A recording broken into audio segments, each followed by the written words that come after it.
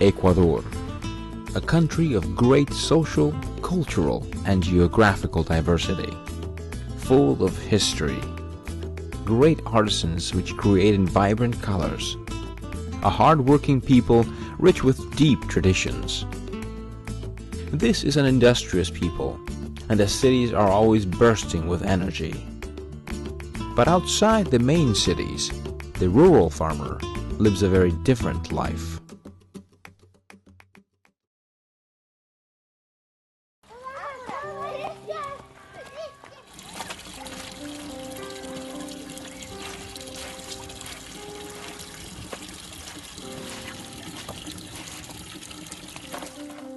Malnutrition in Ecuador is becoming epidemic.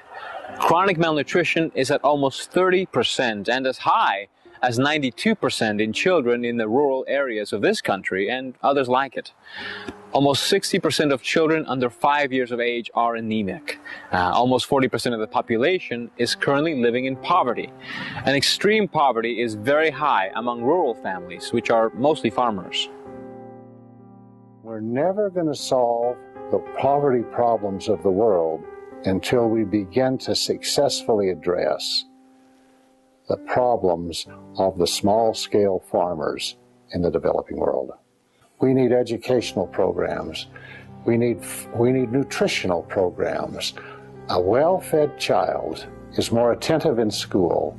A well-fed child doesn't get sick as often. A well-fed child doesn't use the family's resources to try and buy health from inadequate medical service in these developing countries. And so if you can feed the family with its land resource by adding new technology that's appropriate to their circumstances, it becomes a very effective way of reducing illness, of improving the condition.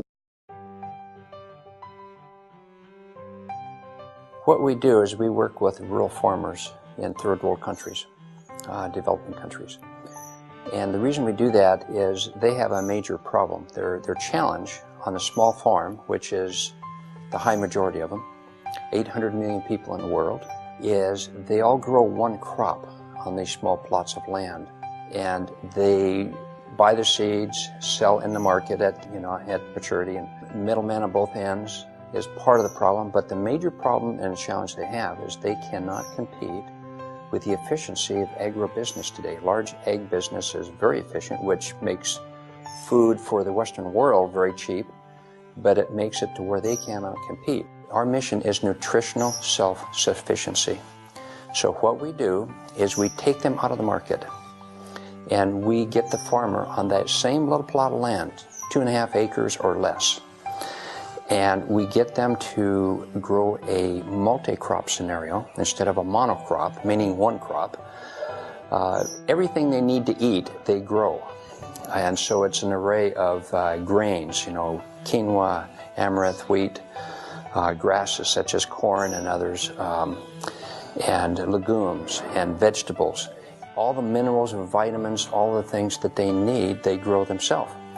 In addition to the crops, we have them grow some foliage for small animals. And we put these small animals into the diet, and by adding protein, animal protein, into their diets along with the crops that they can grow, we can support up to 7 people on a hectare of land, which is 2.5 acres.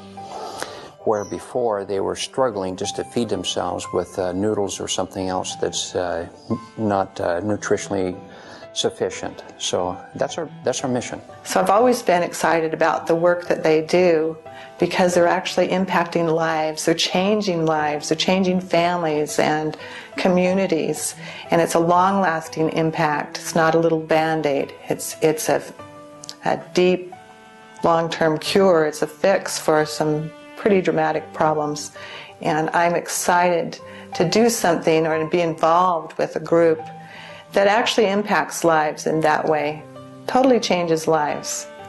As important to grow the people as it is to increase their yields of crops. And when people begin to grow, they are able to reach a point where they become self-reliant. They take on new opportunities. They see new opportunities.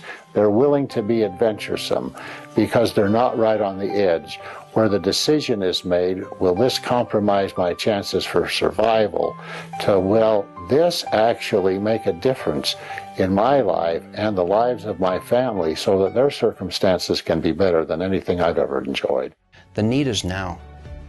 The donor is the key to this whole program. Without the donor, we cannot do this.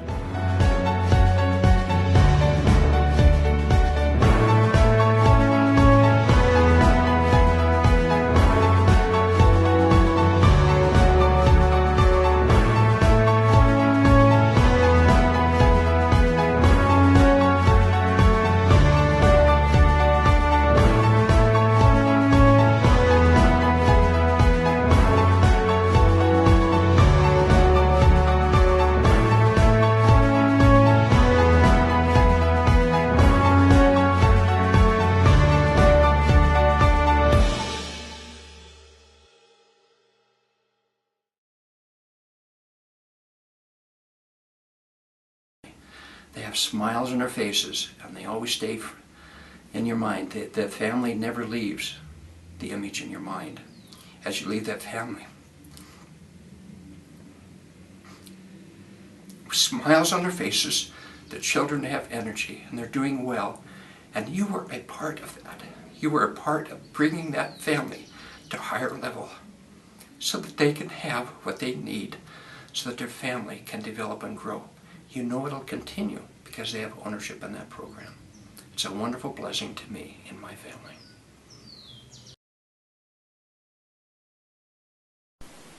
I didn't know I was going to fall in love with little kids with dirty noses and mothers who had buried their child.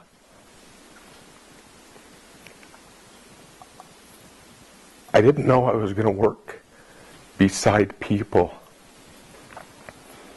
who were carrying their child and pregnant, digging in a hole so they could provide for their family's future. I didn't know that. But having that experience changed my life.